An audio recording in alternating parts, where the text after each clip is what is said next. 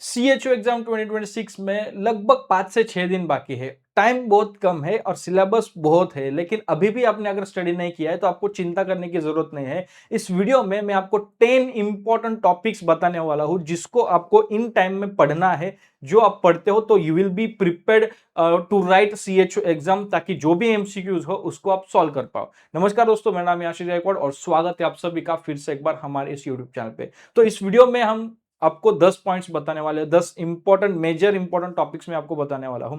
अभी क्या है, टाइम कम है, 5-6 दिन बाकी है, तो इसमें अगर आप इन टॉपिक्स को ही ठीक से स्ट्रक्चरली पढ़ते हो, थोड़ा स्ट्रैटेजिक वे में पढ़ते हो, तो डेफिनेटली आपको कम टाइम में ज्यादा अर्निंग या फिर ज्यादा जिसपे वेटेज ज्यादा होता है वो पोर्शन आपका कवर हो जाएगा and you can definitely score good. Again it depends on your strategy. ठीक है, तो 10 हम टॉपिक्स देखने वाले हैं, जिसमें सबसे पहला जो टॉपिक है वो सबसे बेसिक और सबसे इंपॉर्टेंट टॉपिक है, that is public health nursing. Public health nursing में आपको क्या पढ़ना है? The community diagnosis, public primary health care, levels of prevention पे कई सारे क्वेश्चंस आते हैं। किस तरह से क्वेश्चंस आते हैं अगर आपको जानना है तो आप हमारा 2100 एमसीक्यूज की जो टेस्ट सीरीज है वो आप हमारे मेडिकैमी ऐप पे यू कैन गो थ्रू। हमारा ऐप है मेडिकैमी, यहाँ पे जाके आप चेक कर सकते हैं। गूगल प्ले स्टोर पे मेडिकैमी ऐप है। 2100 एमसीक्यूज वहां पे है, जिसमें इन सभी टॉपिक्स के ऊपर जो भी टॉपिक्स हम यहाँ पे आपको बता रहे हो उन सभी टॉपिक्स के ऊपर जितनी वेटेज है जिस टॉपिक का, अकॉर्डिंगली आपको क्वेश्चंस एमसीक्यूज देखने को मिलेंगे। इतना ही नहीं, उसका सॉल्यूशंस भी आपको वहां पे देखने को मिले। सो यू कैन गो। ये अभी 249 इस प्राइस पॉइंट पे अवेलेबल है। ठीक है, let's move to the topic. Levels of prevention, health indicators, कौन से हेल्थ इंडिकेटर्स है वो आपको पढ़ना है। ये पब्लिक हेल्थ मतलब जो determinants of health, indicators of health, जो 13 to 14 कुछ इंडिकेटर्स है वो। Then epidemiology, what is epidemiology? Epidemiology का बेसिक जो ट्रायंगल वगैरह हम पढ़ते हैं। Then community assessment, community health nursing में या फिर पब्लिक हेल्थ नर्सिंग या फिर पब्लिक हेल्थ का जो टॉपिक है, अभी ये नर्सिंग इसलिए बोल रहा हूं क्योंकि हमारा नर्सिंग सेंट्रिक चैनल है। But if you are from a BMS background, BMS graduate हो, आप भी सीएचओ के लिए अप्लाई कर रहे हो, तो इसमें दीज आर द टॉपिक्स जो आपको पहले जिसके ऊपर फोकस करना है और स्टडी करना है। ठीक है, so first topic important that is related to public health. इसमें ये 4-5 टॉपिक्स के ऊपर आपको ध्यान देना है। नेक्स्ट आपको किसके ऊपर ध्यान देना है? Second is national health programmes. ये सबसे इंपॉर्टेंट है। अभी इस साल की जो एग्जाम होने वाली है महाराष्ट्र की, तो वहां पे आप देखो तो 20% बोलो या फिर 20 मार्क्स, कंप्लीट 20 मार्क्स जो है वो आपको नेशनल हेल्थ प्रोग्राम्स के ऊपर आने वाले हैं। अब इस नेशनल हेल्थ प्रोग्राम्स में भी और कौन से करने हैं, कई सारे हैं। उसमें भी आपको क्या करना चाहिए? NTEP, NLEP, एनपीसीडीएस, एनएमएचपी, RCH, vector borne diseases, ये सभी प्रोग्राम्स, आईडीएसपी, एनएसईपी और यूआईपी। चलो इसके ऊपर थोड़ा सा, ये जो 3 है इसके ऊपर थोड़े से चांसेस कम है, बट ये जो ऊपर के मैंने बताया इसके ऊपर ज्यादातर आपको क्वेश्चंस देखने मिलेंगे। क्या है, एनएचएम का मेन पर्पस था कि जो रिप्रोडक्टिव चाइल्ड और जो अडल्ट है उसके जो मतलब उनके ऊपर फोकस ज्यादा था जब आया था। कि प्रेग्नेंट वुमन मतलब जो maternity rate, maternal mortality, morbidity, उनको कंट्रोल करना, दिस वाज द। सो उसके ऊपर ज्यादा क्वेश्चंस आपको देखने को मिल सकते हैं। सो नेशनल हेल्थ प्रोग्राम्स में इन प्रोग्राम्स पर आप फोकस करो। आरसीएच वगैरह रिलेटेड जो भी प्रोग्राम्स है उन पर आप फोकस करो। Again NCD is also very important, तो उसके रिलेटेड जो नॉन कम्युनिकल डिसीज रिलेटेड जो भी प्रोग्राम्स है उस पर ज्यादा आप फोकस करो। ठीक है, सो इनके ऑब्जेक्टिव्स पढ़ो, टारगेट ग्रुप्स क्या है और की एक्टिविटीज। जब भी आप नेशनल हेल्थ प्रोग्राम्स पढ़ोगे ना, तो आप लाइक एक चार्ट ही बना लो, इस तरीके से चार्ट ही बना लो।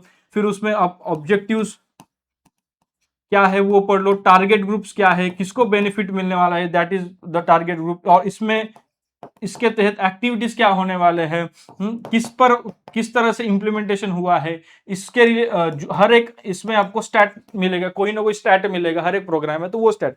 तो इन शॉर्ट एक प्रोग्राम एक पेज में अगर आप शॉर्ट में लिख देते हो, उस तरीके से आपके सारे प्रोग्राम्स, इंपॉर्टेंट प्रोग्राम्स आपके स्टडी हो जाएगा, कवर हो जाएगा। ठीक है, next topic that is Ayushman Arogya मंदिर। अगेन जो भी आपको करना है एज अ सीएचओ, उसके बाद आप यहीं पे वर्क करने वाले हो। आयुष्मान आरोग्य मंदिर या फिर एचडब्ल्यूसी, पहले सब सेंटर कहा जाता था, फिर हेल्थ एंड वेलनेस सेंटर, अभी आयुष्मान आरोग्य मंदिर इसे कहते हैं। तो आम सर्विसेज जो 13 सर्विसेज है, कौन सी सर्विस? 12 to 13 सर्विसेज है। कौन से सर्विसेज आप आयुष्मान आरोग्य मंदिर में देने हैं आपको, उसका स्ट्रक्चर क्या है, और इसी सर्विसेज से रिलेटेड जो हेल्थ प्रोग्राम्स है ना उस पर ज्यादा फोकस करो। वो अगर आप करते हो तो बहुत ज्यादा पार्ट स्टडी का, बहुत ज्यादा सिलेबस आपका हो जाता है। Next, team composition. आम मतलब जो आयुष्मान आरोग्य मंदिर में है उसमें प्रॉपर टीम कैसी होती है, टीम में कौन कौन होते हैं, जैसे हम बोलते हैं ना हेल्थ केयर टीम, तो वैसे भी यहाँ पे है।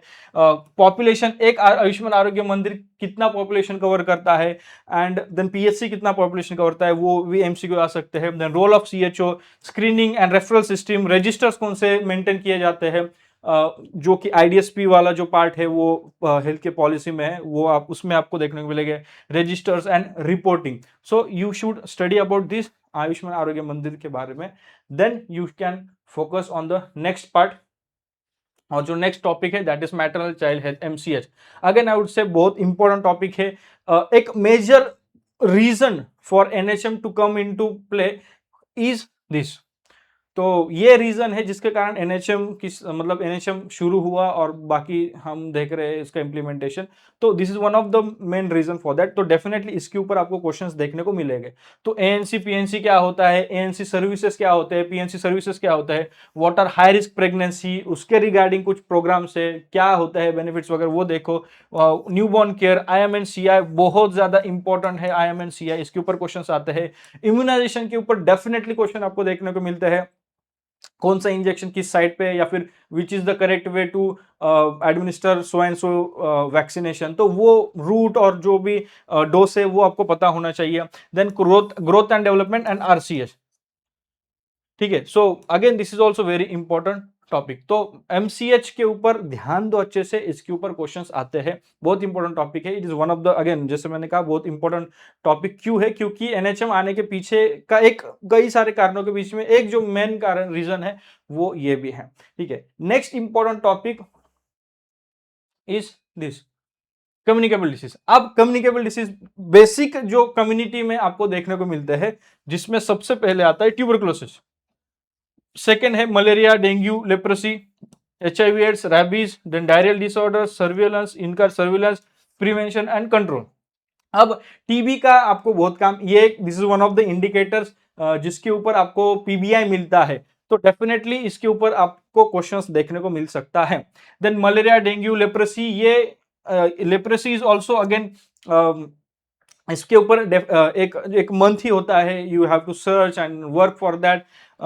लेप्रोसी पेशेंट्स आपको फाइंड आउट करने पड़ते हैं, उनके स्क्रीनिंग वगैरह करनी पड़ती है, तो this is also important. And HIV AIDS, these both are interdependent, क्योंकि कई ऐसा पाया जाता है कि जिनमें एचआईवी एड्स उनमें टीबी है, फिर जिनमें टीबी है उनमें HIV AIDS, they are positive, तो ऐसा देखने को मिलता है। सो डेफिनेटली ये भी इंपॉर्टेंट कम्युनिकेबल डिसीजेस है, सो इसके ऊपर आप ध्यान दो, इसके ऊपर आप स्टडी करो। रेबीज, टीबी, सबसे इंपॉर्टेंट टीबी। और अगेन डिसीज की अगर हम बात करें, जो इंपॉर्टेंट है जिसके ऊपर आपको स्टडी करना चाहिए, that is HIV. Then malaria है, डेंगू है, ये कॉमन डिसीजेस है, इसके ऊपर आपको लाइक कॉजेटिव एजेंट क्या है, एजेंट होस्ट एनवायरमेंट वाला जो एपिडेमोलॉजी है, एपिडेमोलॉजिकल ट्रेट के थ्रू जैसे हम स्टडी करते हैं ना, अकॉर्डिंगली आप स्टडी करें।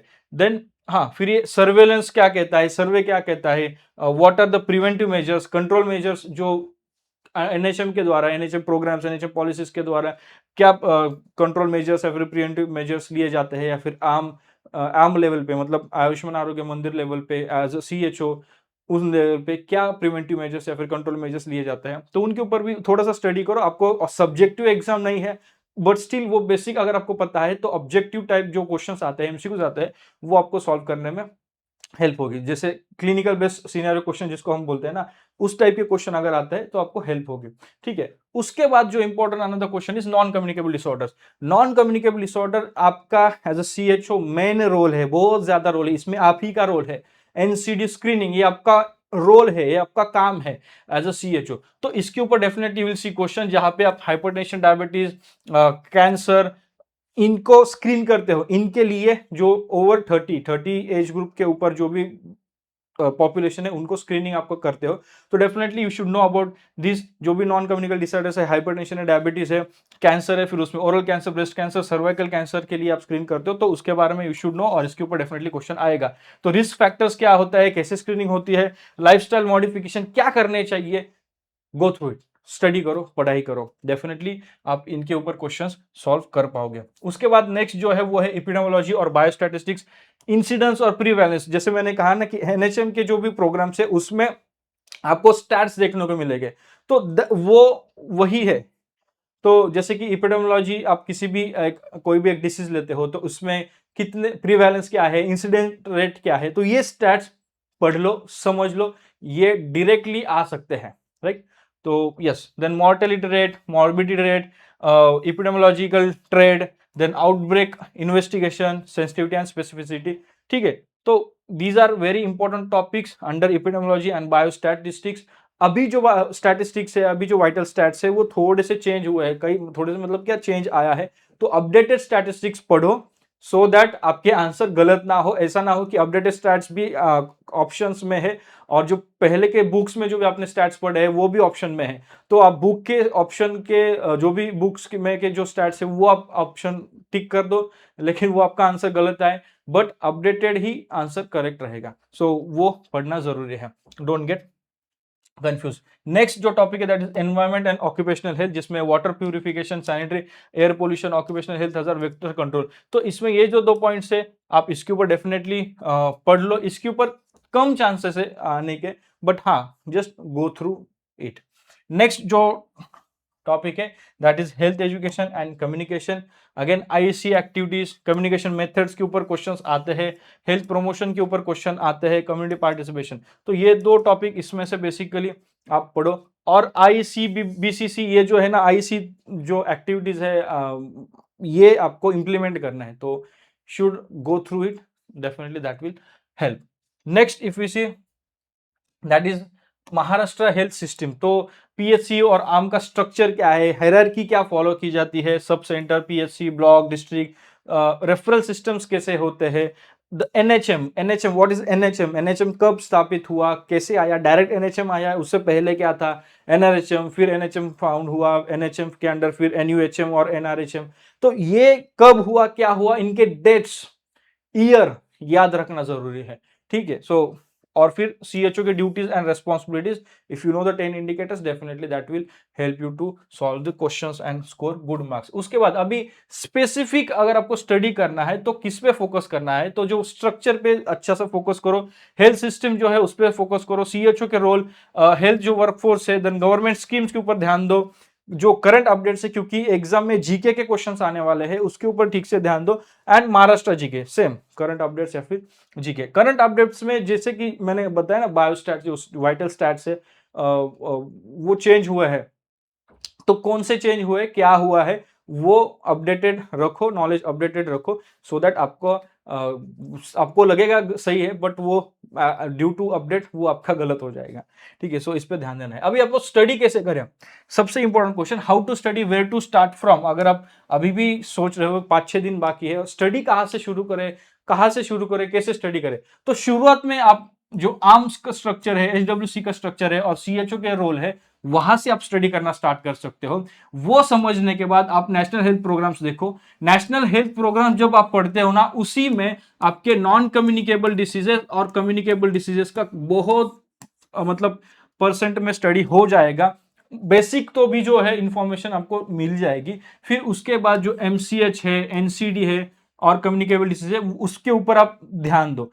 जैसे मैंने कहा एनएचएम की जो नेशनल हेल्थ प्रोग्राम जब आप पढ़ने जाते हो उसमें कई सारे आपके diseases, disorders, communicable, non communicable हो जाते हैं। उसमें जो इंपॉर्टेंट टॉपिक है ना आरएमएन, सीएच प्लस, वो सब कुछ वहां पे हो जाता है। तो that is why national health programme important है, जिसमें जो 20 मार्क का जो सिलेबस है वो तो होता ही होता है, लेकिन जो 60 मार्क्स का है जो पब्लिक हेल्थ वाला है ना, उसका भी कई गुना पार्ट वहां पे होता है, क्योंकि बेसिक नॉलेज वही है, उसी के ऊपर सारे हेल्थ प्रोग्राम है। So that is why this is very important. तो पहले आप सीएचओ के रोल समझ लो, फिर नेशनल हेल्थ प्रोग्राम समझ लो, then MCH, non communicable disorder, community health nursing, yes, immunisation के ऊपर क्वेश्चंस आते हैं, epidemiology, environmental health and then health education, जो कि लास्ट पार्ट आता है पब्लिक हेल्थ में। So this is also important. तो इस तरीके से ये फ्लो आप अगर आप करते हो तो definitely it will help you to study. और क्या है ना कि एक दूसरे ऊपर के डिपेंड है, ये इसके ऊपर डिपेंड है। तो इंटरडिपेंडेंट है, तो इस तरीके से फ्लो में अगर आप स्टडी करते हो ना, पिछले इसमें ही आगे का हो जाएगा, और इसमें तो मेजर पार्ट आपका कवर हो जाएगा अगर आप स्ट्रैटेजिकली स्टडी करते हो, एक प्रॉपर फॉर्मूला, एक प्रॉपर टेम्पलेट आपकी बनाते हो और उस टेम्पलेट को फॉलो करके स्टडी करते हो, तो definitely this helps. So this is the way that you can go through, this is the way that you can follow to study. So yes, again I would say, अगर आप preparation कर रहे हो तो preparation में you can definitely use our एक 2100 MCQs जो test series है, NHM CHU की जो टेस्ट सीरीज है हमारी मेडिकैमी ऐप पे, हमारा ऐप है मेडिकैमी. तो इस ऐप, ये ऐप आपको प्ले स्टोर पे मिल जाएगा.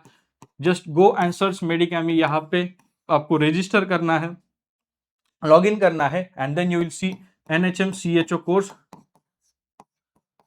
NHM CHO मॉक टेस्ट, ये जो कोर्स है मॉक टेस्ट. तो यहाँ पे आपको पीडीएफ्स मिलेंगे, इस मॉक टेस्ट में आपको पीडीएफ मिलने वाले हैं जिसमें 2100 MCQs है with questions and solutions. Question answers तो है ही है, विथ उनके सॉल्यूशंस भी है. जब क्वेश्चन और सॉल्यूशन मिलता है तो उसमें आपको समझ में आता है कि क्यों ये आंसर सही है, क्यों, क्या प्रॉब्लम है, मतलब जो बेसिक टॉपिक है, कंसेप्ट है, वो भी आपको सॉल्यूशन में समझ में आएगा. तो ये विन विन सिचुएशन है, और ये जो पीडीएफ है वो आप डाउनलोड कर सकते हैं आपके फोन में.